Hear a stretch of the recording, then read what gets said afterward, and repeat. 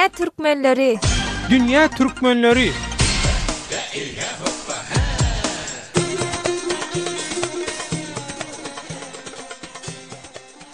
Hormatly radio dinleyijiler, mehriban dogonlar, Azatlyk Radiosynyň Dünya Türkmenleri gepleşigini dinleýärsiňiz. Gepleşigimiziň bugünkü temasy migrantlaryň orada aýnynaky durmuşy. Azatlyk Radiosynyň Dünya Türkmenleri adly hepdelik dowamly gepleşigini Türkiýeden taýýarlap hem alyp barýan Döwlet Baýhan. Gepleşigimiziň mehmanlary Türkiýede işleýän hem ýaşap görän Türkmenistanyň raýatlary Arzu bilen Rozbay daglar. Arzu, Rozbay, Azatlyk Radiosynyň Dünya Türkmenleri gepleşigine hoş geldiňiz. Hoş bulduk. Hormatly radio dinleyijiler, seýlede söhbetdeşler Azatlyk Radiosynyň Facebook sosial ulgamdaky Azatlyk Radiosy adly sahypasynda halk köpçüliginiň şu tema bilen alanşykly pikirini öwrenmek üçin açylan forumuna garlarylan tesirler bilen başlamak isleýän söhbetdeşlige migrantlaryň orada aýnynaky durmuşy adly şol foruma Bek Muhammed diýen bir ulanjy musulmanyň 5 farzyndan biri roza tutmakdyr. Sen maksadyň näme azatlyk bar? Wagty tema tapman bolup oturşuňyzmyşy diýip tesir garlarypdyr. Maksat Rahmanow diýilen ýene bir dinleýiji bolsa, şol Azatlyk Radiosynyň Azatlyk Radiosy adly Facebook sahypasyny izarlayan dinleýiji ýa Azatlyk Radiosy käwat boş gepleýäňiz, ýoksa-da bar diýip tesir garlarypdyr. Hawa söhbetdeşler, ilki bilen Hawa Arzu senden başlaly. Bir gurrun bar olsa, havari yok bolsa özünün beýle bir zat yok diýilýär. Ýöne başyna gelen, ýaşap gören adam beýle bir zat bar diýip bilýär. Bu adamlaryň pikrine hormat koýmaly. Täze Türkiýe gelende, maňa da şonu ay Ramazan gelende näme diýes bizim işleýän ýerlerimiz ýapylyp galýa. Mesela alkogollü, spirtnoy içilen restoranlar, sonyalı disko tarzı ýerler, dünýäde kapanýada. Olaram bir ay boyunca işsiz galýa o taýda işleýänler. Hawa Arzu, inha şu sen özüň aýdymçy şeýlemi? Hawa. Şu ýanka aýdýan ýerlerinde meselem şol alkogollü, spirtli içkilen zatlaryň içilýän restoranlaryna ýa-da gazinolaryna, klublaryna, kafelaryna aýdym aýdýan şeýlemi? Hawa. Indi sen şu wagt işleýänokmy orada? Yok, men orada aýynda bir ay boyunca işlemok. Ýöne özümi şuňa taýýarlaýan men ýa-ki öňden taýýarlaýan, ha? Öňden taýýarlaýan sebebi men köp ýyldan beri Türkiýede ýaşaýan, nähili boljagyny bilýän. Şoň üçin özümi şuňa taýýarlaýan. Ýöne täze gelen wagtlarymda nähili taýýarlaýan? Hawa. Bir aýlyk harjap, ýa-ni geçini biljegim puly goýan bar. Hawa, şoň ýaly bolýar. 25 güniň men kesel bolup kaldym, işleýebilmedim. Şu wagt men orada tutup bilmeýän. Sebäbi men pulum şu zatlara yetmez. Men şunu hasabyny edýän-de. Hormatly radio dinleyijiler, mehriban dogonlar, siz Azatlyk Radiosyny dinleýärsiňiz. Dünya Türkmenleri gepleşiginiň bugünkü temasy migrantlaryň orada aýnynaky durmuşy. Gepleşigimiziň mehmanlary Türkiýede işleýän hem ýaşap görän Türkmenistanyň raýatlary Arzu bilen Rozbay daglar. Indi söz nowaty Rozbaýa berýär. Rozbay, ine ýanky tesirleri senem dinlediň. Sen özüň migrantlaryň durmuşynyň içinde gezip görän biri, orada aýnyna dogrudanam işsiz galýan Türkmenistanyň migrantlar bolýar. Nähili şolaň okwaly? Şu barada bir maglumat beräýän Dünya Türkmenlerine Rozbay. Şu makalada Türkmenlerin iş tapıp bilmän ýöreni var. Dogry Orazaýynda agyr beklep ýörenem bar.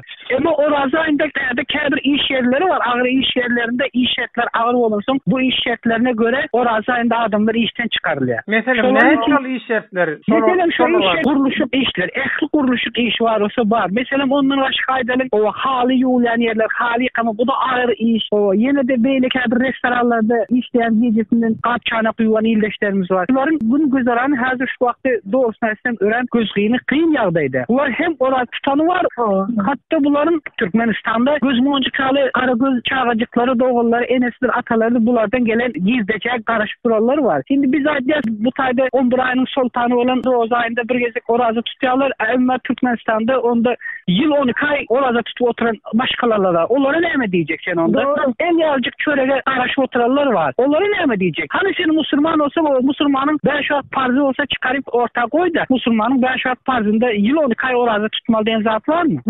Doğru Doğru Türkmenistana bir ay pul iyi verilmedik ýagdaýynda başgalarına pul iyi verecek bolup nähili ýollar gözleýärler. Inde işe o zaman käbir bular ýaly iş tapmak ansat delti. Inde hazır oraza geldi wapşy bir kynçylyk duruma düştü. Herkes iş gözläpdir. Ondan soň şutada hazır Suriýadan gelen Suriýanyň watandaşlary el ýazık çöre üçin iş olsaçça koyup bererler de var. Rozubay, şu taýda bir zat diýilýär, o Suriýada uruş bolupdyr. Şoň üçin Suriýa watandaşlary bu duruma düşdiler. Ýöne bizim döwletimizde Türkmenistan uruşýalyk bir ýagdaý bar da, ýaman köp Türkmenistanly immigrant bärik gelýär. Şu Türkmenistanda bize çörek versin, iýersin.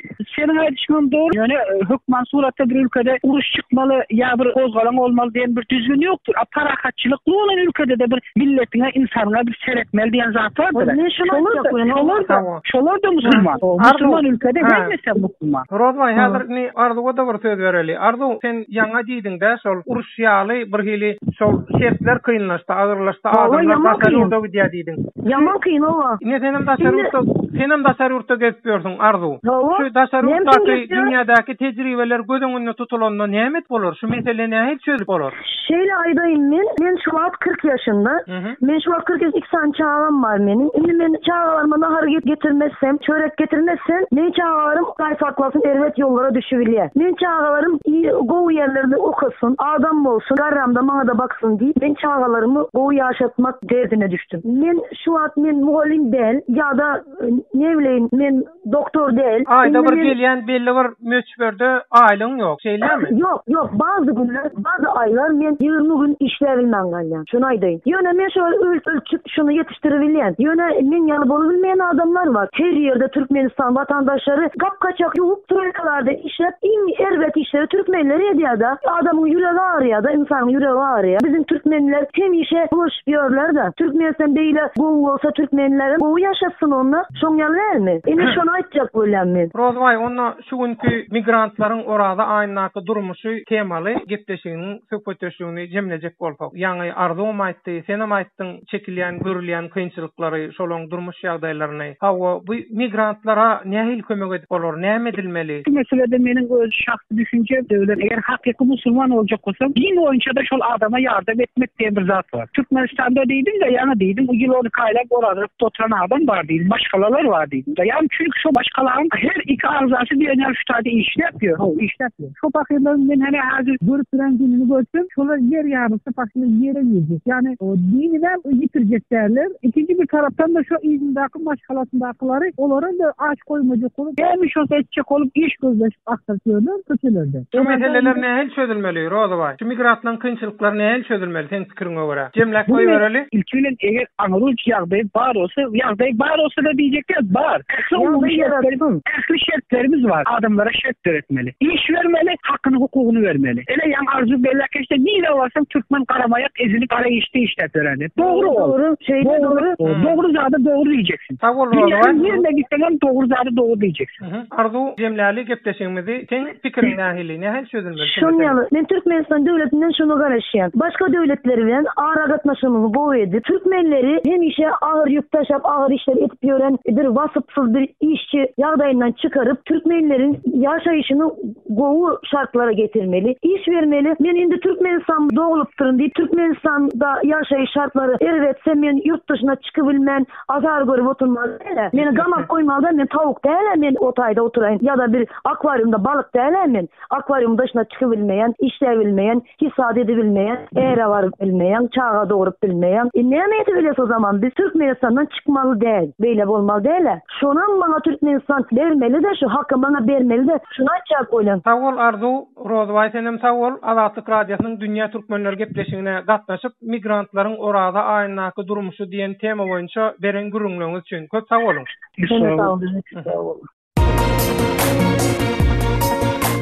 Azatlyk radiosyny indi dünýäniň TuneIn.com internet radio ulgamy arkaly hem göni efirde dinläp bilersiňiz. Radiomuzy TuneIn.com saýtyna girip gözlük bölümünde Azatlyk diýip ýazyp tapyp bilersiňiz.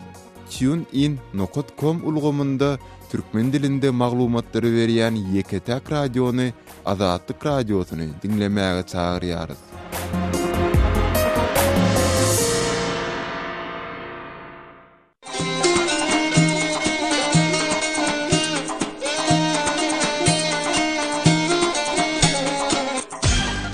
Dünya Türkmenleri. Dünya Türkmenleri.